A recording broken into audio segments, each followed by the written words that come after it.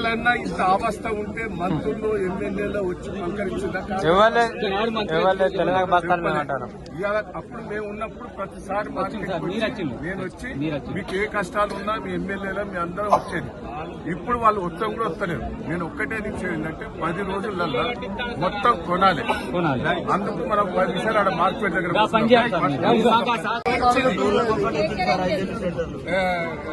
కాంటా ఎవరు చేసేది, ట్రాన్స్పోర్ట్ ఎవరు ఇచ్చేది, టైంకి ఎన్ని రోజులలో కొనేది. ఇప్పుడు రేవంత్ వచ్చినాక అప్పుడు ఊరికి సెంటర్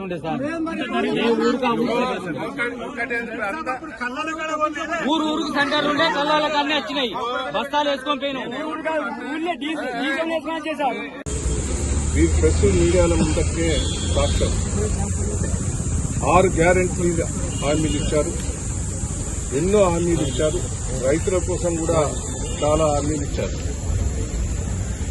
6 గ్యారెంటీ ఇక్కడనే అనౌన్స్ చేశారు రేవంత్ రెడ్డి గారు కానీ వాళ్ళందరూ కానీ. రైతు డిక్లేర్ ఇవ్వాలి. దయచేసి నేను ఒకటే రిక్వెస్ట్ చేస్తున్నా ప్రెస్ మీడియా మిత్రులకు, 6వ తారీఖు ఇచ్చి 3 సంవత్సరాలు అవుతున్నారు. 3 సంవత్సరాలల్లా ఒక్కటైనా ఇంప్లిమెంట్ చేశారా అనేది మేము డిమాండ్ చేస్తున్నాం. 6వ తారీఖు నాడు రైతు సదస్సు ఏర్పాటు చేశాం.